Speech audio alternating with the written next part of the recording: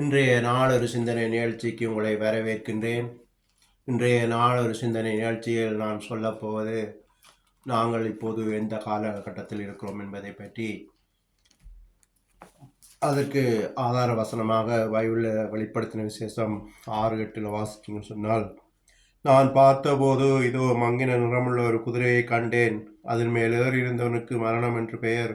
பாதாளம் அவன் பின் சென்றது. பட்டயத்தினாலும் பஞ்சத்தினாலும் சாவினாலும் பூமியின் துஷ்ட மிருகங்களினாலும் பூமியின் காற்பங்கில் உள்ளவர்களை கொலை செய்யும்படியான அதிகாரம் அவைகளுக்கு கொடுக்கப்பட்டது.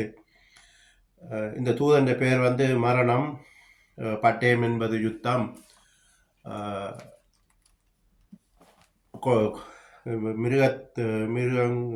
துஷ்ட மிருகம் என்பது அதனுடைய கொள்ளை நோய்.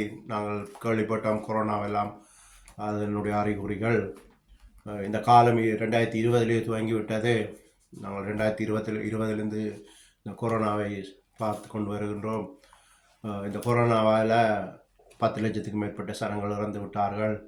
இப்போ யுத்தத்தினால் உங்களுக்கு தெரியும், காசா இஸ்ரேல் யுத்தத்தினாலே 45,000 பேர்கிட்ட இறந்து விட்டார்கள். இப்போ இந்த யுத்தம் ஆரம்பம்தான். இது இன்னும் 6-7 வருஷத்துக்கு நடக்கும்.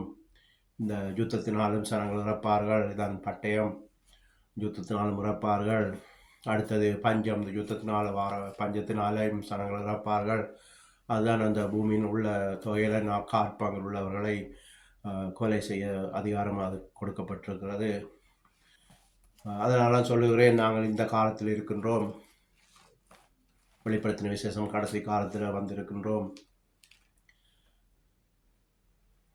எனவே கர்த்தராகிய இயேசு கிறிஸ்துவிடம் செபித்துக் கொள்ளுங்கள். பஞ்ச காலத்திலிருந்து உங்களை பாதுகாக்க சொல்லி, உத்தர காலத்தினங்களை பாதுகாக்க சொல்லி.